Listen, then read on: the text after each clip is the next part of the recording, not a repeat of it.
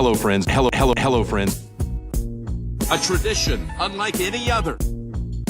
Oh my goodness. In your life have you seen anything like that?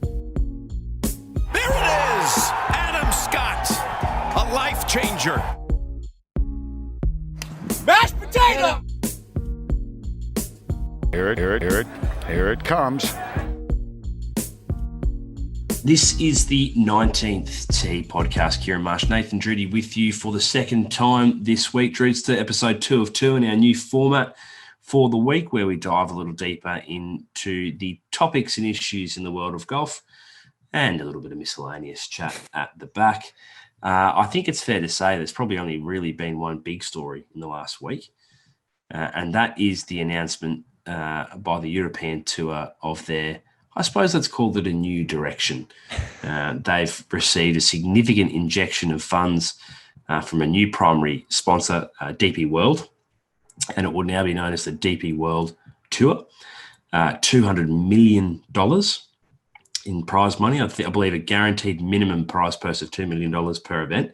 Obviously, the larger events will see that prize purse swell, but a minimum of $2 million per event, $200 million in total investment by DP World. The headline, though, in terms of us here down at the bottom of the world, is that it no longer involves Australian events. So the two events that were previously sanctioned and are part of the European Tour, being the Australian PGA Championship and the Victorian Open, no longer appear on the schedule.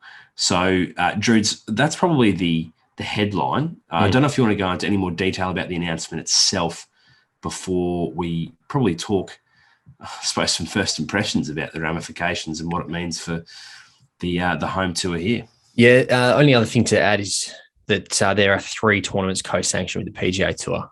So the Scottish Open, the Barbasol and the Barracuda. So they will take place opposite the Scottish Open and the Open Championship as well. I did think it was interesting. So DP World is the naming rights holder to this tour. So this tour is called Tour. Yeah, isn't that interesting? And I think that's a really important distinction because it got lost in the announcement, right? I know it's semantics, but a good friend of the podcast, Evan Priest, there was a really good tweet that he did about it.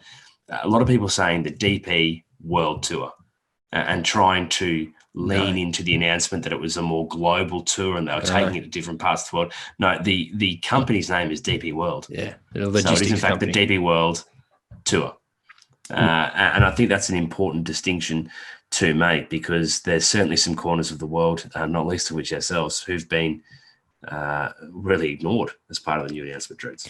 Yeah, massive kick to Australian golf. I think this is. I mean, there are now no tournaments in Australia that are played on either of the 2 major tours, being the PGA Tour or the rebranded, rebadged European, now DP World Tour. So massive kick in the guts. We did pose some questions to the PGA Tour or the PGA of Australia. I always forget their name, to be honest. PGA of Australia. We sent those last week, didn't have a response, followed up with the media manager, got a text message back this morning saying that he's moved on. So we will cut them a little level of slack here that it did go through to new media manager at the 11th hour. We didn't particularly get many answers to our questions, KM. What we did get was a link to an interview that Nick Dasty had done. He's the tournament director. He'd done that with RSN Sports Breakfast, which answers a few of the questions that we had. So one thing. Well, should we walk through the questions? I mean, we did post them to our social media channels, but not all that listen may have caught those. So in the interest of fairness and transparency, we might just read through and maybe address each of them. That might be the best way to go through it, Drew. Great idea, rather than me rambling. The questions. And look, we will say this, there has been a standing invitation for Nick Dasty as tournament director, or Gavin Kirkman as the CEO of the PGA of Australia, or even James Sutherland as the CEO of Golf Australia to appear on this podcast for some months now. And I do find it funny that in response to some direct questions, we were just referred to another interview that he provided to another media outlet. In fairness, Drudes, as you said, 11th hour, and I'm sure everyone at Golf Australia and the PGA today were busy choosing their new desks at the new home of golf in Melbourne. So we couldn't possibly get tied up in forming a response to an inquiry, because how are we going to get the window seat at the new home of golf in Melbourne? I was going to mention that too, and I'm glad you did. But we got a response, which to be honest, we probably weren't expecting it, if we were completely honest. But we did get a response. So do you want me to just whip through them, KM? Maybe let's go through them one by one. One by one. All right, great. So first question we asked, can you confirm next year's Australian PGA Championship and the Vic Open will no longer be co-sanctioned events? That is true. That's absolutely confirmed. Categorically true. Will this have any influence on your intention to run these events? Can you confirm they will run as scheduled? Nick Dasty said in that interview that they will run as scheduled, obviously not being co-sanctioned. So he said there is no impact to the scheduling of those two events. So that's good news, I guess, for us.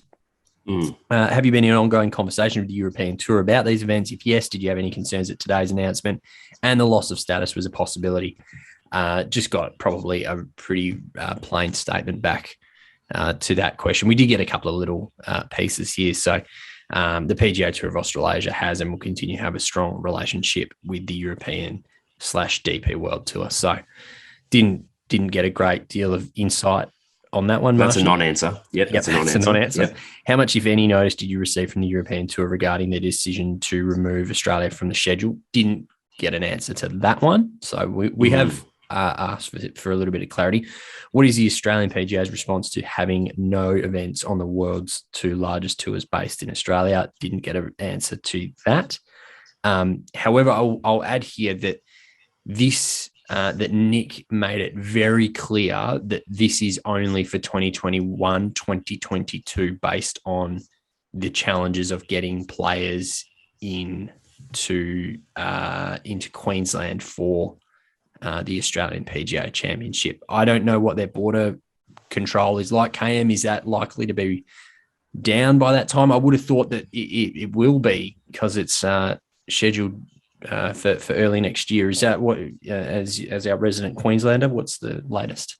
Well, so we hit 70% double dose okay. In recent days. Well done. Where we're tracking at the moment was it's either December 17 or 80%, whichever comes first, sees a significant relaxation in those entering Queensland from designated hotspots. I believe that everyone will be able to home quarantine, which hasn't been the case up until now. There's been a home quarantine trial. So everyone from whether it's December 17 or 80% double dose, whichever comes first, will be given the opportunity to home quarantine for 7 days. And I would imagine, Druids, once we hit 90%, which is looking likely for early January, that you'll see, I'd say, an almost complete relaxing of the rules. Yep.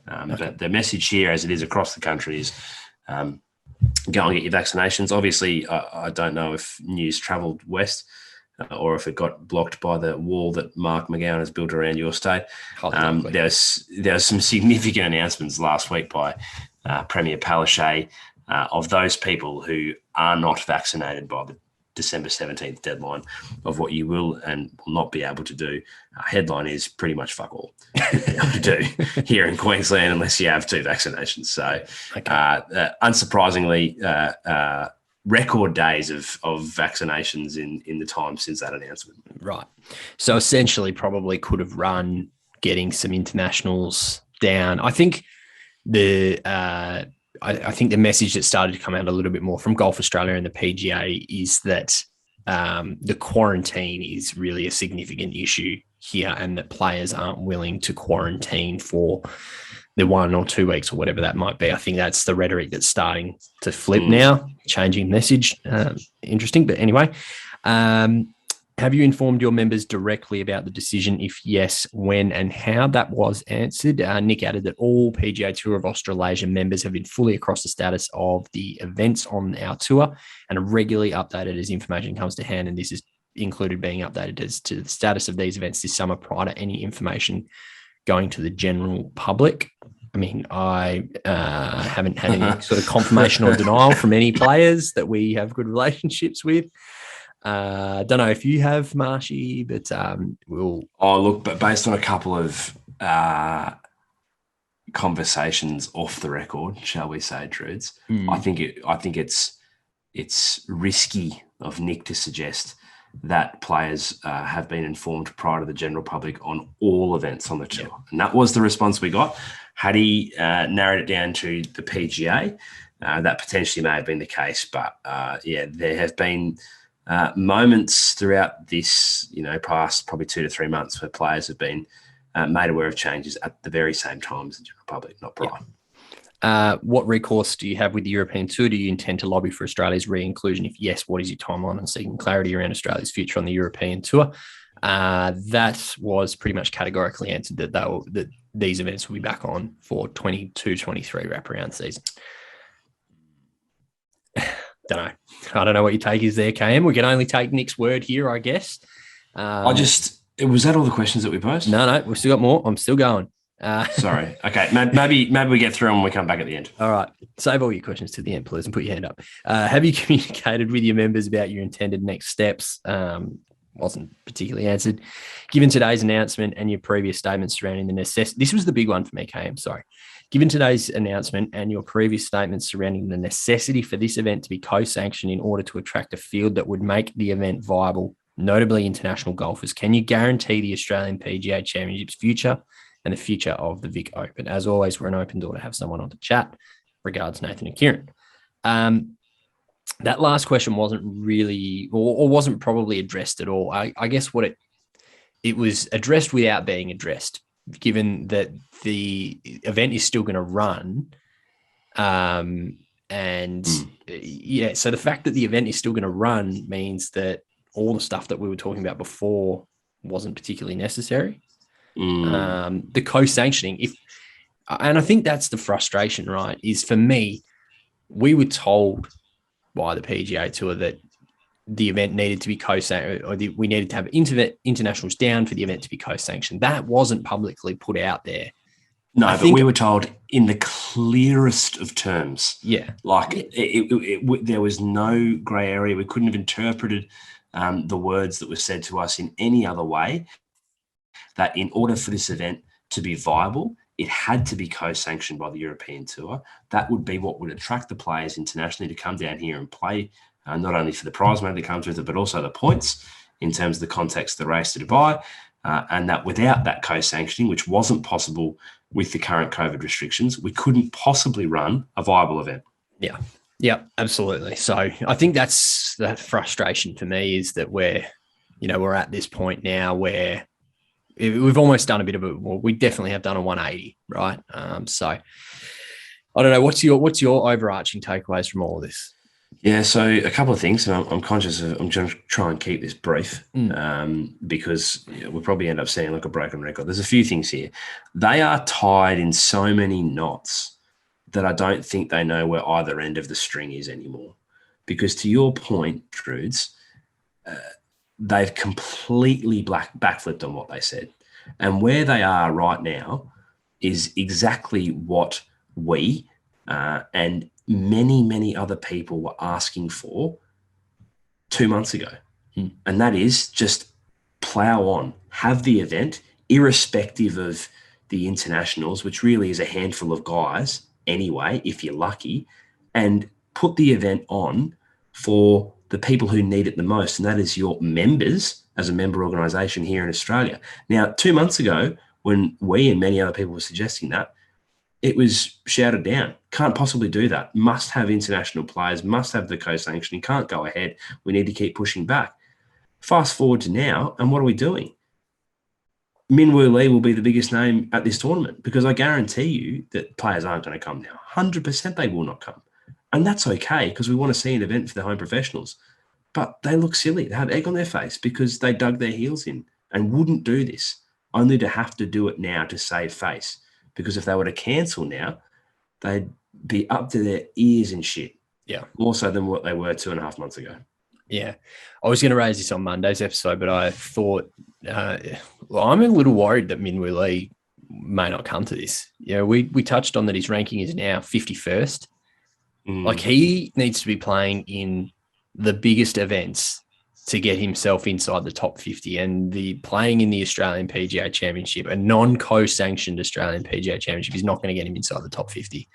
No. So I'm a little worried about Minwoo coming. I really hope he does, because he would be a great attraction to the event, and we'd love to see it.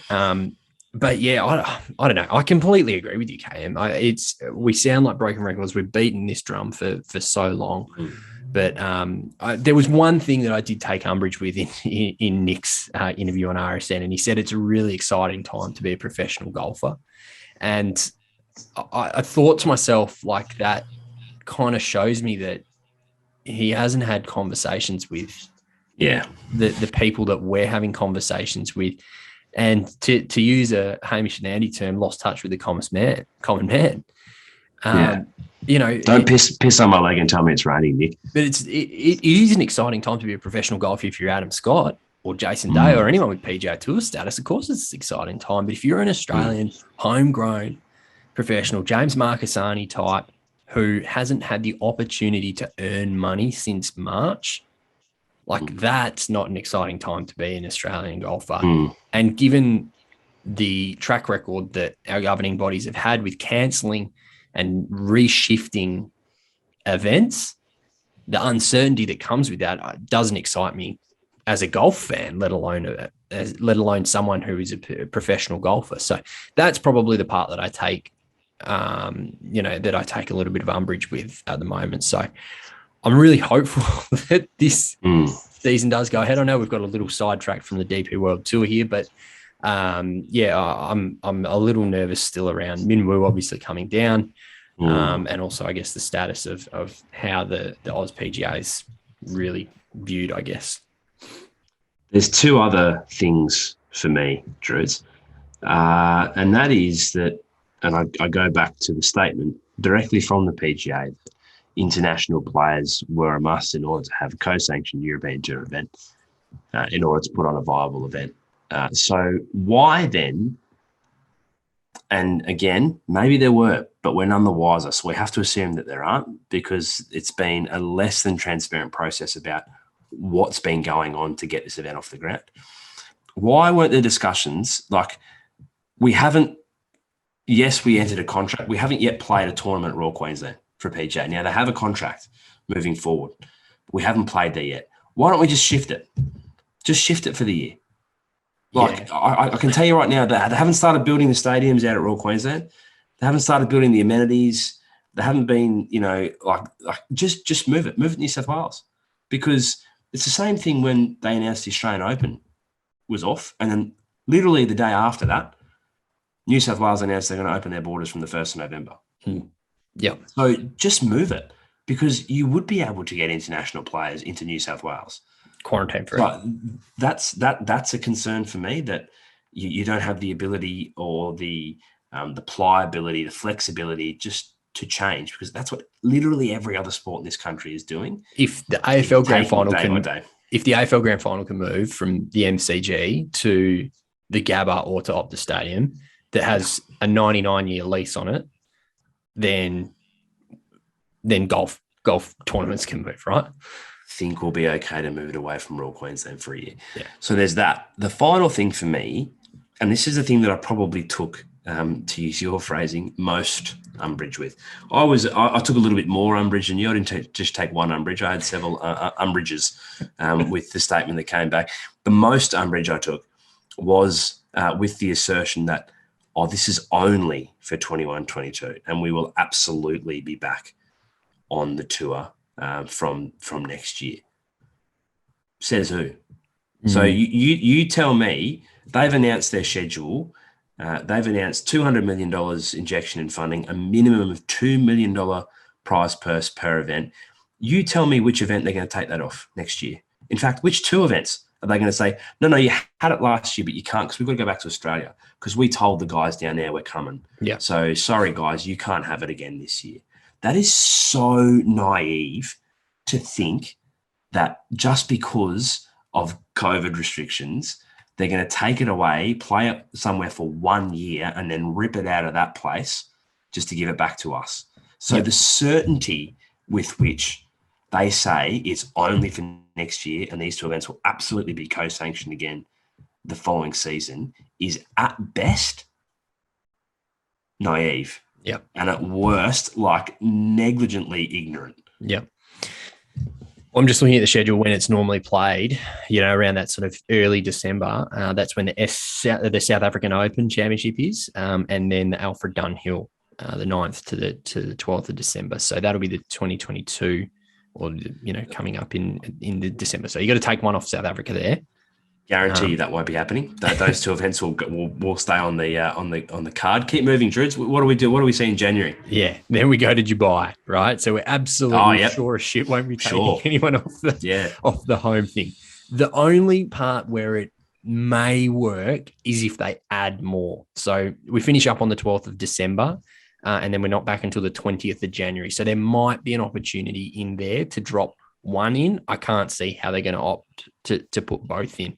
So I think when you've got the tournaments kicking off in Hawaii on the PGA Tour. Correct. And I think that's also the critical thing. So unless it's played the week after the Alfred Dunhill in South Africa and comes over here at the end of December, that's the only window for me. And that's a really, really small and scary proposition as a golf fan to potentially not have any co-sanctioned events coming up in 2022, 23, being on the DP World Tour, which is now clearly going to be the second biggest tour. I mean, the hope now for me for Australian golf lies within bloody Greg Norman's venture, right? Like, and isn't that a scary proposition? Yeah, and because I can't see us. We had confirmation that that Australia was going to make a big play for the missing WGC. That's definitely gone off the boil. I can't see that being added back into the schedule anywhere.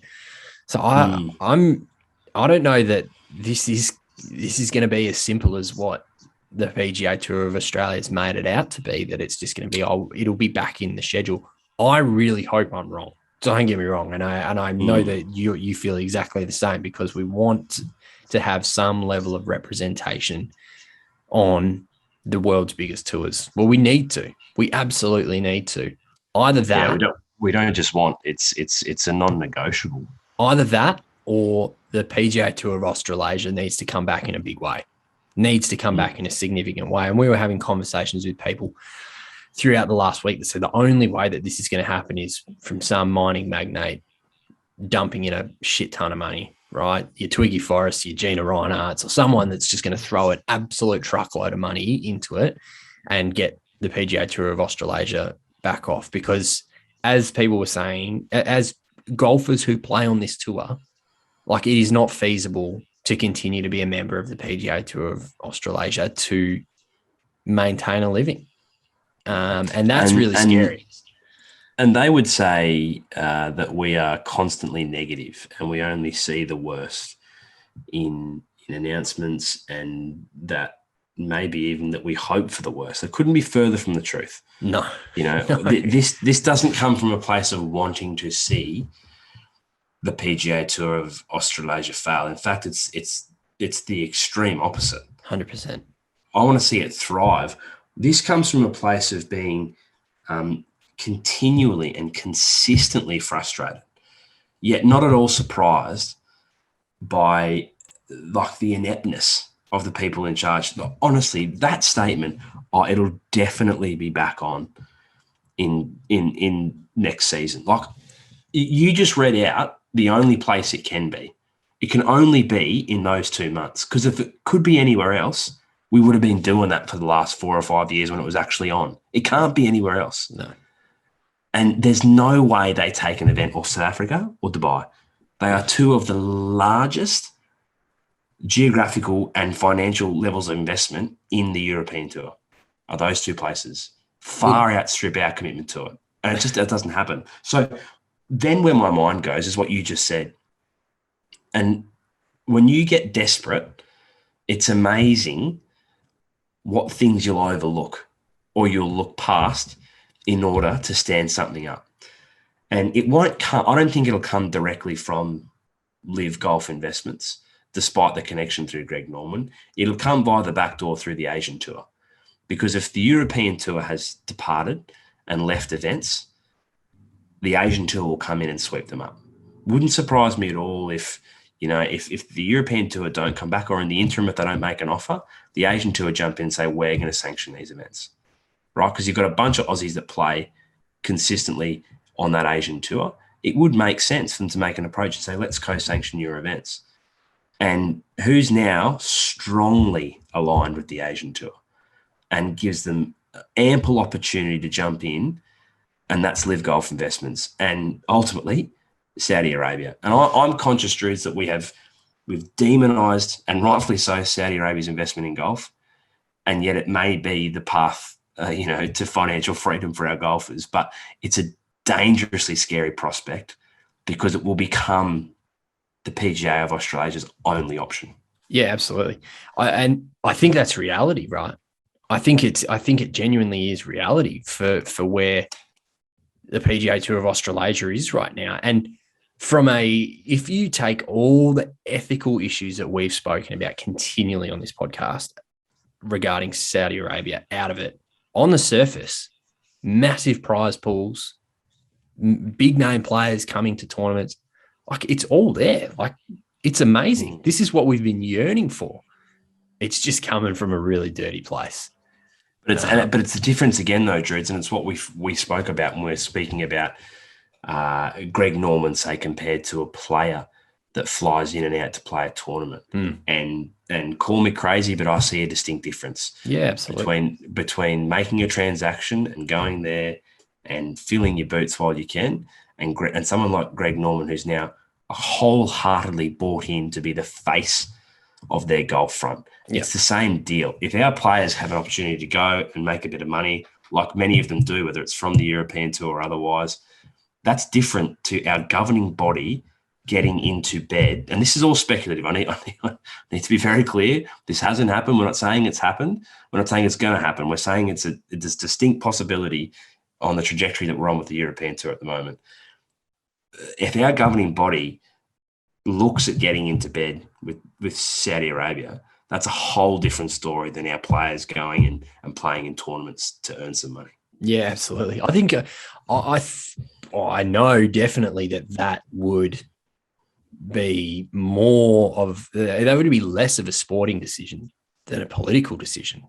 We're getting way out over our skis here. This is not fucking 60 Minutes with Laurie Oakes, but it's a political statement, right? To get into bed with Saudi Arabia, people who we've fought wars against, and we don't have a particularly strong alliance with. So, it's a very, very murky ground over the next 12 to 18 months. I really hope that we just go back the other way and things can slot in on the European Tour. Somehow it's made to work. I don't know how that's going to do, looking at the schedule that we just read out.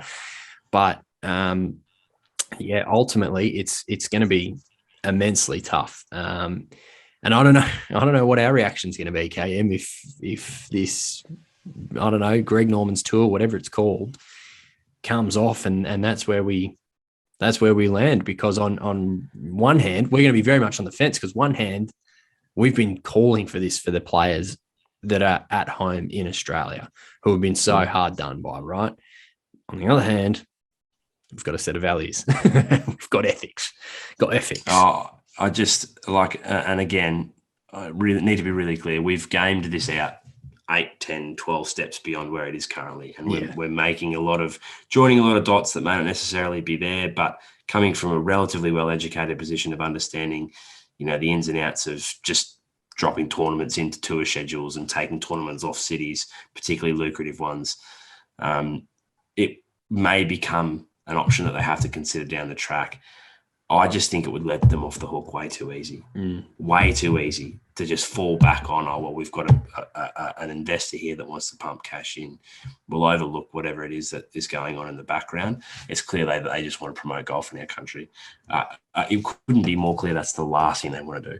No. So I think that, I think it becomes a really slippery slope when we start to and again, like I understand that there were circumstances today which led to our questions getting to the right person at the 11th hour, but even the flippant, oh, well, just have a listen to Nick on this other radio station who I must admit, you listened to it on our behalf. I don't necessarily know if Nick was really, put under any sort of he wasn't. heat in that interview. No, I wouldn't have thought so. My last comment on this is that I'm saying this without any sort of knowledge on the inner workings of Golf Australia and the PGA, but I don't think the PGA of Australia and Golf Australia want to get in bed with Greg Norman's tour or Saudi Arabia, right? It's not in their best interest. And I'm talking about aligning themselves specifically there. If there's one-off tournaments, if the Australian PGA Championship was one of those 8, 10, 12, however many tournaments are run with Greg's tour, like that, I think becomes a different conversation. But aligning ourselves entirely to the Asian tour, which is backed by Live Golf Investments, significantly different strategically for Golf Australia and the PGA. I don't think they want to do that either. What I'm worried about is they're going to get strong-armed into a position where the PGA Tour, the US PGA Tour, is not going to come to Australia. There's no space in the schedule. There's no lucrative enough tournament. If the Aussie PGA can't get dropped into the schedule somewhere in that 1 or 2 week gap that we've done, because they're not going to bump South Africa and they're sure as shit not going to bump Dubai, where DP World Tour is headquartered. They're not going to bump that. If they can't fit those two, it can't fit the Aussie PGA in there, they're going to be strong-armed into a position where they either take the money and run from Live Golf Investments, or they go back to the PGA Tour of Australasia, being an Australian-only thing, which loses a significant amount of status, and the money is just not going to be enough for players to want to stay on the tour. That's probably my closing argument on this whole piece. I know we've got a bit distracted from the actual announcement of the DP World Tour, but the implications for Australian golf are significant. Frankly, I couldn't give two shits about it because it doesn't involve us anymore. Yeah. And I think that was the important thing to discuss. I think you're right, Drudes. And I think you will be, not you personally, maybe those in a position to do more about it will be surprised how little Europe misses us when they don't have to come here. Yeah. Like we are of far greater strategic importance to the Asian tour than we are to the Tour of Europe. They already go to far-flung places like Africa and the Middle East. Why do they need to come to Australia? We're not of strategic importance to them as a European tour. So you'll be incredibly surprised how little they miss us when they don't have to come here. Yeah, I think that's a really good point. Anything else that you want to round this out on? Because we could go on for hours on this, but No, I'm happy to talk in broader strokes, in far less serious tones. What do you want to talk about first? Should we talk? I think we should start with college football, KM. I was going to start with the cricket. Okay, all right, let's do cricket, because I've got a bit to talk about in college football, particularly relating to your Texas Longhorns. Big Bison. Nice. My long-lost fourth cousin, Mitchy Marsh. Unbelievable. What's doing? The big fella. How good. What an innings. Much maligned Mitchell Marsh. Incredible. Yeah. Did you, I must admit, I've probably gone off the boil a little bit with the Howie games. A ripping series of podcast early doors. Got a little bit frustrated when I went to 2 parts. And now he's interviewing artists and all that sort of stuff, which I don't particularly have an interest in. But his chat with Mitch Marsh, he posted a clip today where he referred to the question that Mitch Marsh got asked in the Ashes last year that said, basically, do you understand how hated you are? And he was saying, that, it's kind of whatever, but in actual fact, it was wearing on him significantly. And so much to the point that in the Boxing Day test last year, when he replaced Peter Hanscom, that he got booed by people walking off at the tea break, which is quite phenomenal, because Australians are very critical people, but to boo someone, one of our own, I think is pretty significant. So super pumped then to see him come out and do what he did, because he really, I know clearly this is going to be a stupid statement, but he anchored the whole innings, right? Like with Finch getting out relatively early and Warner playing a nice knock. If you lose Marsh early, all of a sudden we're in a lot of trouble. But unbelievable ball striking. He truly is one of the great T20 ball strikers going around. And he's been so important in the entire campaign. I mean, he was the standout player in the warm-up games over in the West Indies. You saw in the game that they left him out, that we lost in the group stages, that they missed him, at both ends of the pitch. I've got two theories to run by here. Yeah. So you've got a figure like Mitchell Marsh, who is incredibly maligned from the Australian cricketing public's point of view. I've often been of the belief that a far greater measure of the cricketer is his popularity within the team rather than amongst the cricketing public. Yeah. Because the cricketing public is an absolute crapshoot. You've got so many different tastes, so many different things that each of us value as fans that are all different. And I often find that when you reduce the sample size to the 11 players in the team, maybe the 15 players in the squad, and you view them through that prism of how their teammates view them, that's a far greater reflection of the person. And it goes the other way, right? So someone like a Michael Clarke, who in the early stages of his career was universally popular, yet was getting chokehold against the wall in the SCG dressing room by Simon Kadich, clearly not a popular member internally. And I think over the course of his career, that has borne out to be more true than how it started publicly. Mitch Marsh could not be more universally respected amongst the group of players. I think it started to come out a lot in that Amazon Prime series. I thought he was one of the best things in the test. And I think it's continued to increase all the way through to the reaction of his teammates to his performance in that final. So that's theory number one. Theory number two is I don't know, Drews, truly, I don't know that there is a worst thing to be in Australian sport than an all-rounder in the men's cricket team. It is the most thankless job. Like, if you look at it, there was an incredible irony last night as well, or in that final, I should say, that Shane Watson was in commentary when Mitchell Marsh was performing well, because the similarities are incredible, right? And we expect so much of our all-rounders. Yeah. And all-rounders at their core, Druids, are in fact not the best batsman or the best bowler in the team. They happen to be these freaks of nature who do both very well. Yeah. But we expect them to be literally the best of both. Whether it was Mitch Marsh now, Watto of yesteryear, you look at a guy and the immense amount of pressure on a young guy like Cameron Green at the moment, who the world is expected of that kid. Yeah. You know, what's he, 22? And he's hitting a mountain of runs in Shield cricket and taken wickets. And, he's made a pretty good start to his test career, but I guarantee you he's going to go through a lull and they will come for him, Druids. Absolutely. It is truly the worst thing to be in Australian sport is an all-rounder, because we have impossible expectations of our all-rounders. Well, we have Shane Watson's a great comp because, I mean, he opened the fucking batting. Like, how many all-rounders open the batting? And Cam Green's another really interesting one because he's a fantastic bowler at Shield level, played a number of tests, or a handful of tests really, hasn't taken a wicket as yet, but it's I can just see what you said happening very quickly. 100%. If he goes out and makes a couple of ducks, handful of runs, doesn't take a wicket, people go, fuck it, we've got to get someone else in.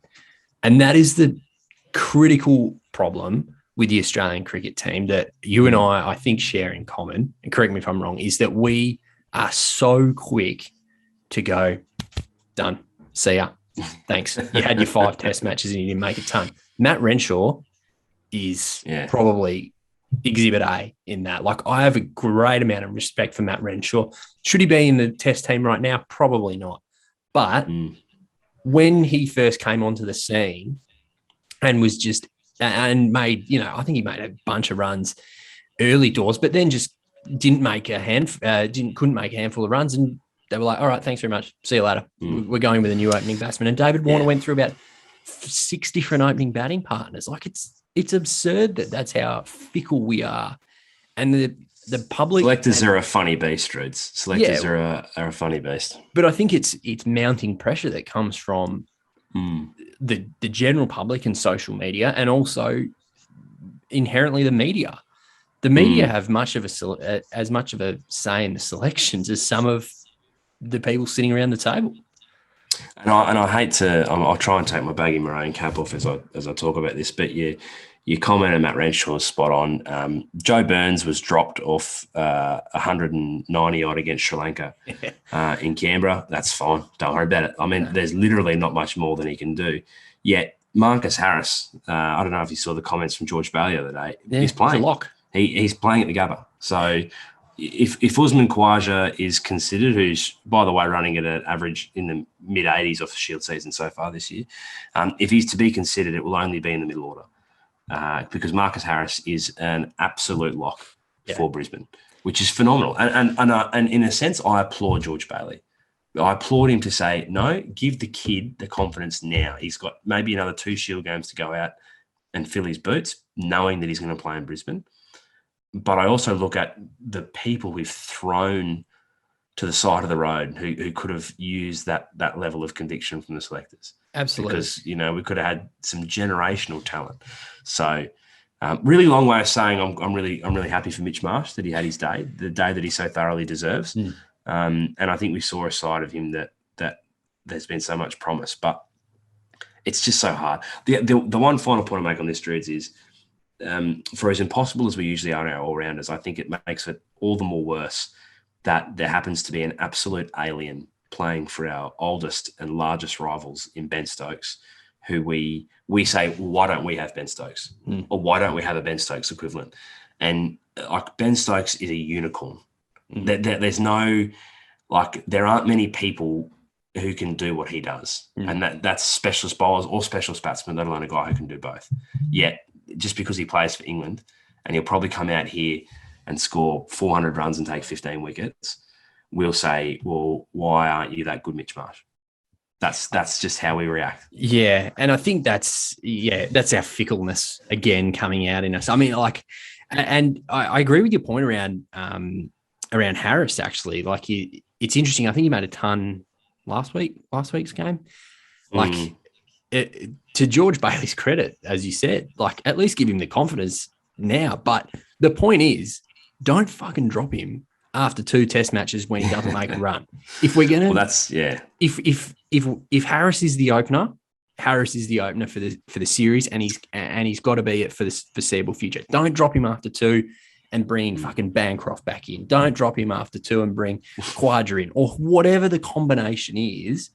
Stick with someone through the Ashes series. And for Christ's sake, when we get to Sydney, if I hear the argument, oh, Sydney's a spinning pitch, that'll do me, because it hasn't spun in fucking 25 years. And guess what? Marnus can throw it over. Steve Smith can turn a leggy. We don't need to throw Mitch Swepson into the gauntlet of a 3rd or 4th test against England in an Ashes. And that's, unfortunately, I completely agree with you. For as much as I applaud George, this is the rod he's made for his own back, because if you're coming out now and saying that Marcus Harris is playing in Brisbane, Marcus Harris has got to play all 5. He has to play the summer. Completely agree. Got to back him. Got to back him in. So completely agree. What else do you want to talk about? Anything else cricket-wise? I mean, geez, we've really turned this into a sport podcast, haven't we? I'm excited for the Big Bash coming in a little over 2 weeks. Yeah, and also obviously, 465 games of it. It'll be fun. Yeah, that's right. And also the Ashes, of course, kicking off here in Brisbane on the 8th of December. I'm off to day 3, Friday the 10th. Lovely. So day 3 is a good day to go. Yeah, I'm truly hoping ideal spot, Druids, would be we bowl first. England bat for about a day and a half. And I get there on day 3 and we see Usman Khawaja make a century, maybe late in the first session or just after lunch. That would be the ideal situation. Settle down. If we can make it happen. So we'll see what happens. Anything else? Because I can't hold you back any longer, let's go to college football. All right. Gotta start with the biggest college football story that I can remember for quite some time. And that is, and I'm not saying that to pull the piss out of you, but that is Texas losing to Kansas. Kansas suck. Like, they are so bad. So did Texas, funnily enough, Drews. Yeah, they're 1-6 in the conference. Overall, they're 2-8. They are completely dreadful, but yet managed to pull off one of the all-time great upsets that people will remember. This will be alongside the Appalachian State blocked punt against Michigan. I mean, this is a team that have been completely blown out pretty much every week. But it was an immensely entertaining game. I mean, the Jayhawks, big basketball school, were up 14-zip, scored a further 3 touchdowns in the second quarter. Texas started to pick back up, went to overtime. So they were only down, I think Texas were only down by 7 with a couple of minutes to go and managed to score. Everyone's going, okay, here we go. Well, Texas will just come out in overtime and win. And sure enough, Kansas managed to hold on and score in the final play. And it was a really interesting story, actually. The guy who caught the touchdown pass had never played a snap for Kansas football. He was a walk-on, and that was his first play of college football that he caught the winning touchdown to beat one of the perennial powerhouses of college football in Texas. So I guess probably just want to get your initial thoughts, KM, as a Texas Longhorns fan. It's now your 5th loss in a row. Things started. Yeah, I think I said last week I saw a stat we haven't lost 4 in a row since the 80s. Yeah. So I'd shudder to know when it was last we lost 5 in a row. Look, what I'd say, Drew, is obviously at the micro level, incredibly disappointing result, season, continued form. At the macro level, I think it speaks to the fact that we've been dancing around it, but I don't know that Texas have been. I mean, you said perennial powerhouses. I'm not sure the last time you could convincingly call them powerhouse. I think it was a slippery slope since the Vince Young era. 06, for Texas. National championships, yeah. And I don't know that they've really been a true force since then. My connection to the Longhorns is primarily through Jordan Spieth and the fact that he attended the University of Texas and played golf for Texas.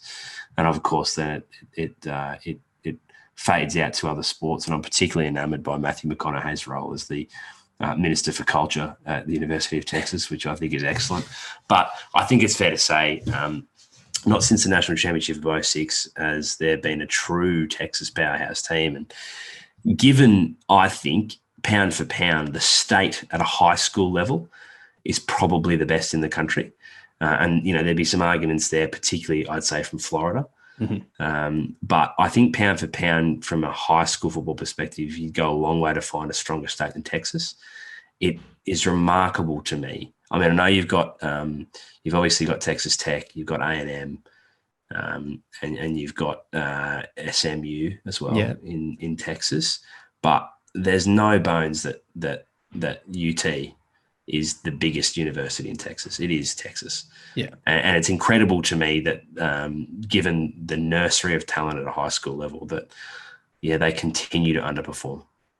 Yeah. And I think, that goes to more so the recruiting that other teams is now putting into Texas. I think everyone's known that Texas is a complete well full of diamonds, right? So the Californian schools are now starting to recruit heavily out of Texas. Clearly, Alabama's not far away, so they're starting to recruit heavily. I don't know how long Steve Sarkisian's going to last as your coach. Obviously, he came. Probably not the year, I wouldn't have thought. Well, yeah, I mean, it's an immensely hard piece to spin for him. I mean, he came over from Alabama. He was the offensive coordinator there. But yeah, he's in serious trouble of losing his job right now. Massive game against West Virginia this week.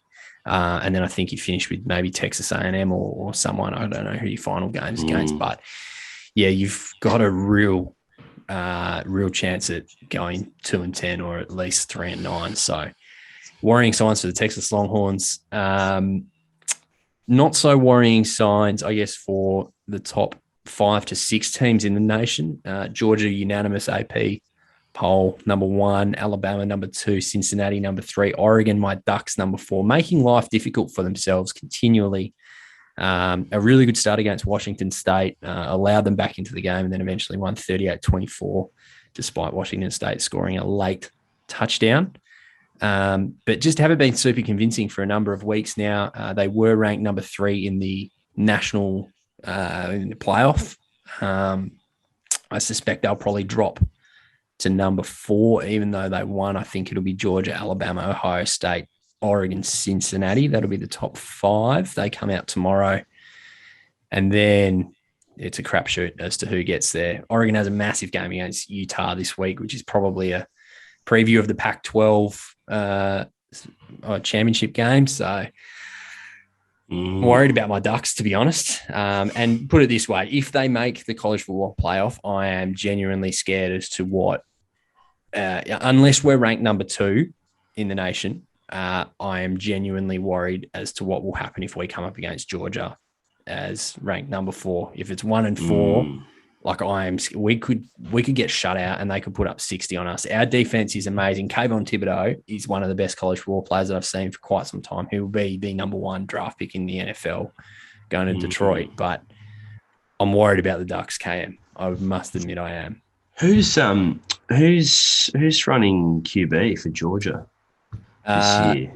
Jake. I do know the name, but it is not on my. It's not one of the graduates from the QB1 show, is it? Because I think this is Spencer Rattler's year. This is Spencer Bennett. Yeah, Spencer Rattler is at Ohio State. Oklahoma. Got dragged as a starting quarterback a couple of weeks ago. And now he's back in. So, yeah. Who knows? Of course, Justin Fields, a former graduate of the QB1 Netflix show, doing good things at Chicago now as well. So for those who haven't watched it, it's a hell of a show, QB1 on Netflix.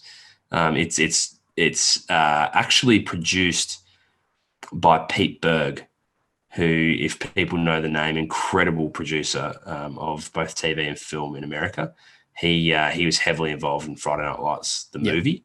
And I think he may have had his hands on the television show as well. Probably. But I stand to be corrected. But yeah, Pete Berg produces QB1 Under the Lights. It's called. It's literally a documentary of like top ranked high school quarterbacks around the country, and obviously their process to community college. And so a couple already playing in the NFL, and a few now at the highest levels of college. Jake Fromm was another one who was at Georgia, and he's now on. I think he's not on a list. Buffalo. I think he was. Is he at Buffalo? Because I think Trubisky took his place at Buffalo. Because I think Trubisky is Josh Allen's. I think Trubisky is Josh Allen's backup at Buffalo. I think Fromm went to Buffalo and then lost his place on the list. So. We span, you and I, very, like I have an investment in Texas, but not to the extent of your Oregon. I'd say I'm probably a little bit more invested in the NFL than you are, which is probably good for those listeners who are interested in get this far into this level of the chat, as opposed to the ones who've tuned out, many, many minutes ago. Yeah, I was going to say, I wonder who's still listening. Last thing I wanted to say on college football, 3 teams remaining undefeated: Georgia, Cincinnati. Obviously, Cincinnati not playing in a Power 5 conference, hence why they're not in the college football playoff ranking as yet. They might do. And you mentioned a number of other teams before around recruiting. University of Texas, obviously. I'm thinking of the Texas schools, Texas A&M. Baylor's another big school in there. TCU. The one you forgot to mention was the University of Texas at San Antonio. Now, people will probably not know who the hell this is, but they are the Roadrunners. Good reason why I forgot to mention them, Drews. They are 10-0, the Roadrunners. Undefeated, currently ranked 15th in the nation, ahead of Texas A&M, Houston, Iowa, Wisconsin, Pittsburgh, Arkansas, all of these names below. So The Roadrunners are very much a favourite team of this co-host at the moment, and are behind Baylor, who are ranked 11, are easily the best team in Texas at the moment. So fascinating watch. Down in the deep south. Yeah, down in of San Antonio. Texas, down near the border. Mm-hmm. So fascinating watch for the Roadrunners. But anything else on college football? Anything else random you want to wrap up? I've realised this has probably gone longer than our actual golf episode on Monday. So it has. Good. Speaking of the border, I just wanted to flag. Just finished the third and final season of Narcos Mexico. Okay, not watched. Excellent. Okay. All right. Excellent. Have you watched any Narcos? No, look, you know that I'm not a real big into one of those TV shows that you got to watch to understand. I'm not a TV guy. I'm not a movie guy. You know, I'm pretty dull when it comes to that. You're a basic bitch. Yeah, exactly. I watch fucking yeah. Friends. Let's not undersell Friends. Great show. Great show. But Narcos obviously had the original 3 seasons, primarily focused on Colombia. So first and foremost, Pablo Escobar, and then it did the spin-off into Narcos Mexico, which has now had its third and final season. And the series finale certainly pointed towards another spin-off, which could be heading towards Narcos America, which is when the trade certainly shifted north into those southern states. So excellent show, fantastic. I'm watching a lot of good television. Yellowstone is back. Fuck me, that's a good show. Kevin Costner at his absolute best.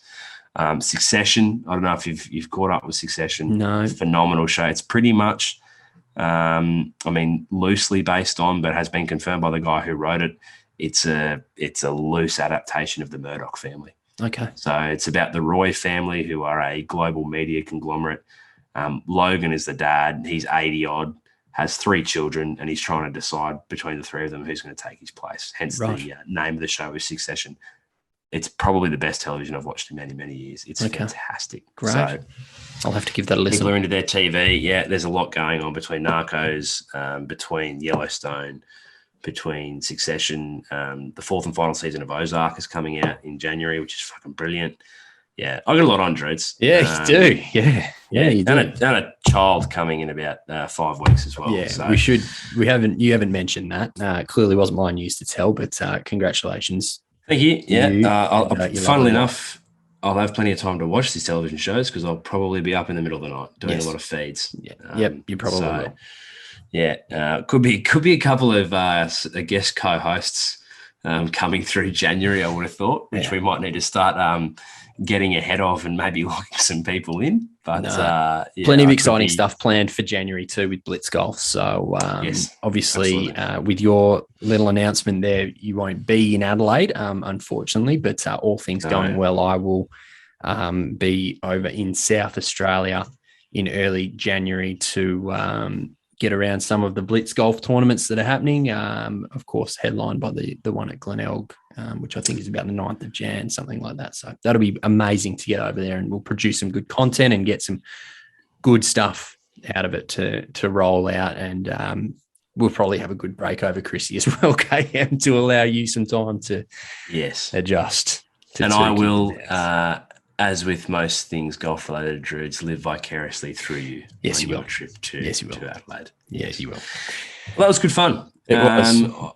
I hope people have enjoyed our decision to split the episodes. Obviously, if you're a little bit more focused on results, you get that now on a Monday evening. And if you're a little bit more relaxed, you like conversation that pivots from DP World Tour to college football to the best television on at present, then this is probably your place. So we will continue this for the next few weeks, seek some feedback, see if it's resonating with people, and go from there. But I've enjoyed it, Druids. Yes, massive thanks to the 3 people who are still listening. Well done. All right, mate. We'll be back next week. As I flagged on Monday evening, a very special interview coming up next week. Little teaser. A cause close to the heart of this podcast, particularly a former guest who's a very good friend of ours, Louis Dobler. So looking forward to sharing a bit more information on that story next week when it comes. Until then, Druids, enjoy your weekend, and we'll be back in your ears on Monday night.